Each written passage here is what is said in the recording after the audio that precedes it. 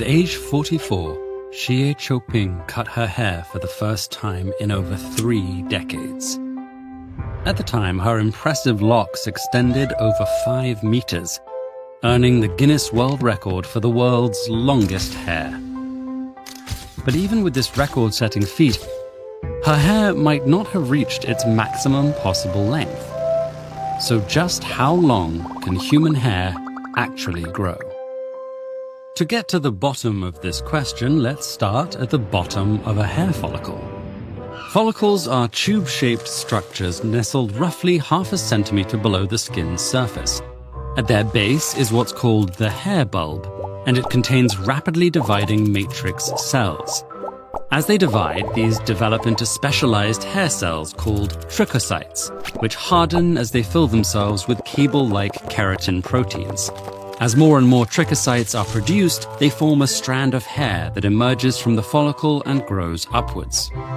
All the hair on your body grows this way, but not all hair will grow to the same length, shape, or color.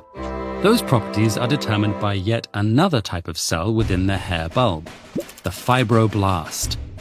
Fibroblasts instruct the matrix cells to grow specific kinds of hair for each part of the body. This is why doctors doing hair implants usually use follicles from the same body part, though they'll sometimes change things up. For example, eyelashes are some of the shortest hairs on your body at an average length of 1 centimeter. So to give people longer eyelashes, doctors might implant scalp follicles, which grow at a rate of about 15 centimeters per year. So these patients will have to trim their new lashes regularly to avoid a blinding curtain of hair. In general, our follicles are very resilient. Even if you pluck hair out with your fingers or some wax, you'll likely only damage matrix cells, not fibroblasts. So given time, those hair bulbs will repair themselves and begin producing new hair. However, each strand of hair will only grow for so long. We don't fully understand how follicles measure time, but in most cases they'll stop growing a strand after 5 to 7 years. This means that at the rate of 15 centimeters a year, the average person's scalp hair could reach a maximum length of around 1 meter.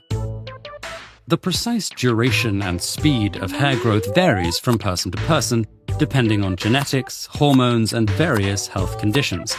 And it's difficult to know exactly what combination of these factors let Xie Zhoping reach her record. But however long your locks may be, when a follicle stops growing, the hair falls out, shedding from our heads slowly or in clumps during showers and hairbrushing. After a hair is lost, fibroblasts will trigger the growth of a new strand to fill out your scalp, usually. As we age, follicles run out of certain cell types which can lead to changes in hair growth. For example, when they run out of pigment-producing melanocyte stem cells, follicles begin producing gray hairs. And since there are only a handful of melanocyte stem cells per follicle to begin with, they tend to run out relatively early in a person's life. Similarly, when follicles run out of epithelial stem cells, they begin to shrink and grow shorter, thinner strands, before eventually shutting down production altogether. This is what leads to baldness, though the condition can also be accelerated by testosterone, which can prevent fibroblasts' instructions from reaching a follicle's cells. While it's completely natural for hair growth to change over the course of our lives, there are ways to take more control of our scalps. Some baldness remedies remove excess testosterone, and special shampoos can address the coarse, brittle strands reported by many people with grey hair. Since our bodies already produce hair at the fastest possible biological speed, there's currently no way to grow hair faster. But even if you're unlikely to beat Xie Zhoping's record, with time, the right treatments, and some genetic luck, you should be able to grow some luscious locks of your own. Do you ever feel like you don't know enough about your own body? Subscribe to this channel to learn about everything from baldness to muscle growth to why we have hair in such random places. Stay tuned and stay curious. Let's roleplay.